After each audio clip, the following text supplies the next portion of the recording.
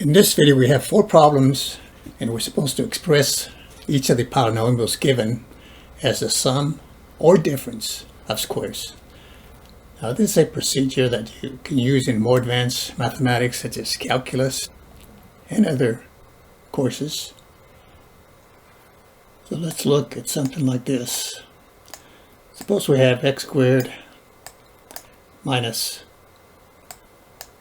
4x plus 4. Trinomial, no common factors here, but you can factor this as x minus 2 and x minus 2. That's what it factors into, or we can write it as x minus 2 squared. So sometimes in a particular course you're solving a certain problem and you'll want to come up with something like this. In other words, to complete the square. So first notice that this is a trinomial here, and the coefficient of the square term is a 1. And if I take 1/2 of the coefficient of the x term, 1/2 of minus 4 is negative 2, and square it, and put it there as a third term, this becomes a perfect square trinomial.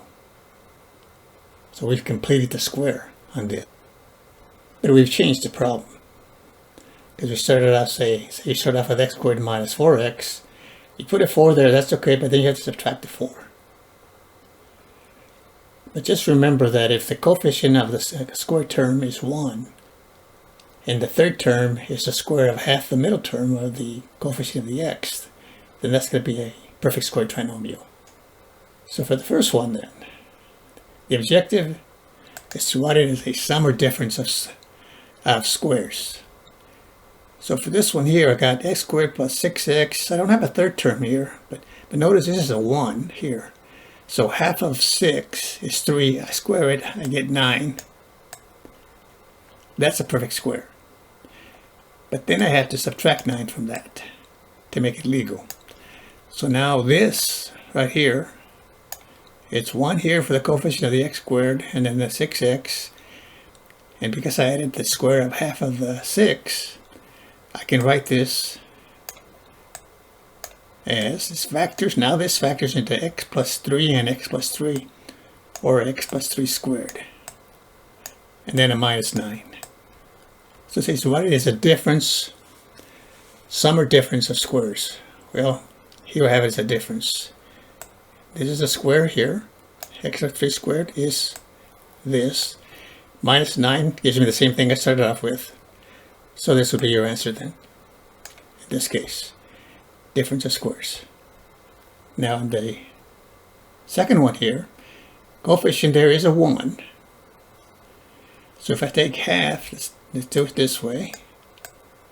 This will be x squared minus 11 x, and it's plus 1.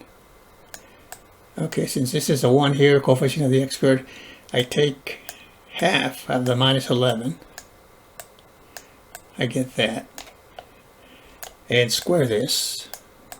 So negative 11 squared is 121, and then 2 squared is 4. So I get that. So now, let me just move the 1 here out of the way. If I put a 121 here over 4, this trinomial is a perfect square. And then I have the plus 1, the original one. So I can't change the problem, I'm just rewriting it. So all I did was I added 121 over 4, so I got to subtract it also. 121 over 4. Now that's the same problem we started off with, because 121 over 4 minus 121 over 4 cancels, and then of course I still have the plus 1.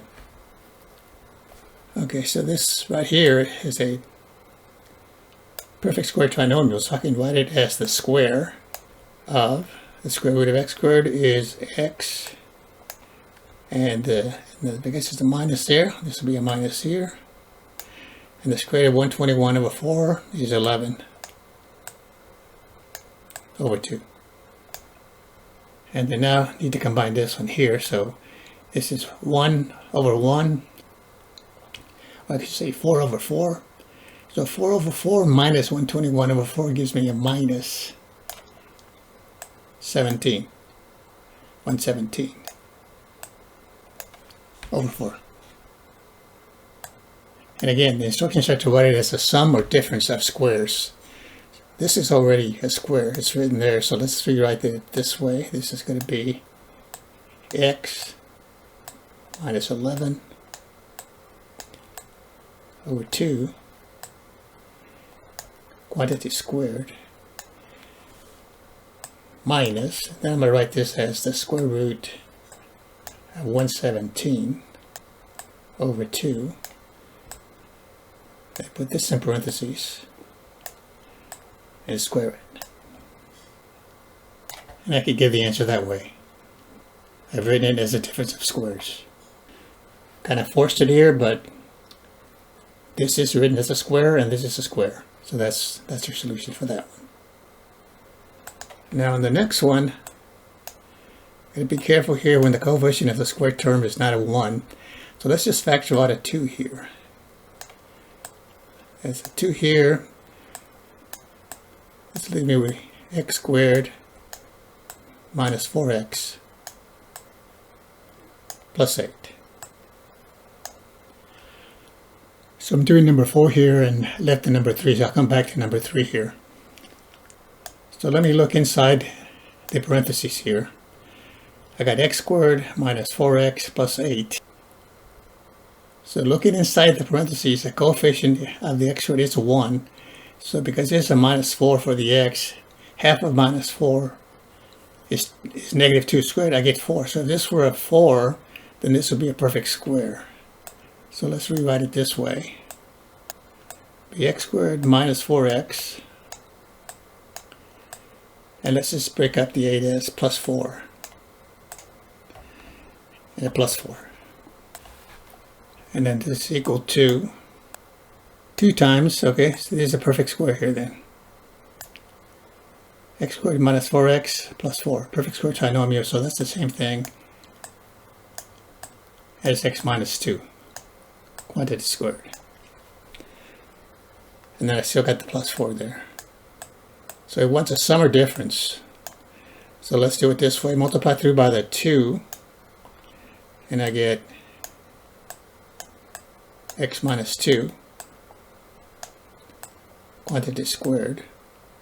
And then 2 times the 4 is 8. And then we can finish it this way for this one. So we can write that as the square root of 2. And this x minus 2. And I can put a square on this. That'll come out the same as that. And on the 8, I can make that the square root of 8. Quantity squared. So now that's written then as a sum of 2 squares. Okay, let's go to number 3 here. This is not a square, but we can handle it the same way. We can treat it like a trinomial. This is 1 here, so let's rewrite this as x to the 4th. I got 3 x squared.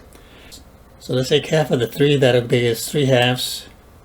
And then you square it, you get 9 halves. Or 9 fourths, I should say. 3 halves squared. Take half of 3, and then you square it. And that's what you'd have to make that third term in order to make it a perfect square trinomial. Still got the minus 2, and because I added a 9 fourths there to keep it legal, I have to subtract it. So now this is the same thing as, this is not a perfect square. Square root of x to the 4th is x squared. The sign there is a plus. Square root of 9 fourths is 3 halves. And that's a square here. If I square this binomial, I'll get that trinomial. And then on this one here, multiplying by 4 here, This would be a 4 here, and a 4 there. It'd be a -8 and a -9. So this would be a -17 over 4. And then just to make sure we follow the instructions given, we can rewrite this then as x squared plus 3/2 squared minus, we'll write it as the square root of 17 over 2 quantity squared.